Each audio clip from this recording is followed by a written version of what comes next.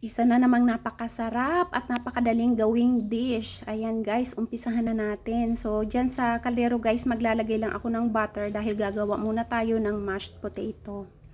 Ayan, tapos hindi ko na pinakita kung paano kuminasa yung patatas. Alam nyo na yan guys. Yan, tapos ihalo-halo lang. Ayan, tapos lagyan natin ng gatas. Yan. Pagkalagay natin ng gatas, ganun din guys, halo-haluin nyo lang yan hanggang sa ma-absorb ng patatas yung gatas. Tapos ilagyan ko ng kaunting asin. Yan. Halo-halo lang hanggang sa okay na siya guys, hanggang sa ready na siya. Hindi na siya mushy. Ayan. Ilagay na natin sa plate.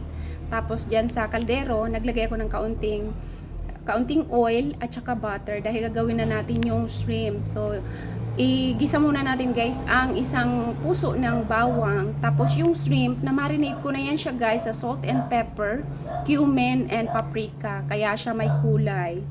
So ayan, halo-halo lang guys, tapos nilagyan ko din siya ng kalahating shrimp cubes para pampalasa. Ayan, saglit lang yan guys, lutuin, siguro mga 2 minutes luto na yan siya. Ayan, basta naluto na ang bawang. Tapos ilagyan ko lang siya ng parsley. Ayan na. Kunting halo-halo lang. Tikman natin. Ay, napakasarap niyan guys, promise. Sobrang dali lang gawin, sobrang napakabilis gawin. Ayan, i-plating na natin. Luto na yan guys. Yung ginawa ko is good for 2 lang.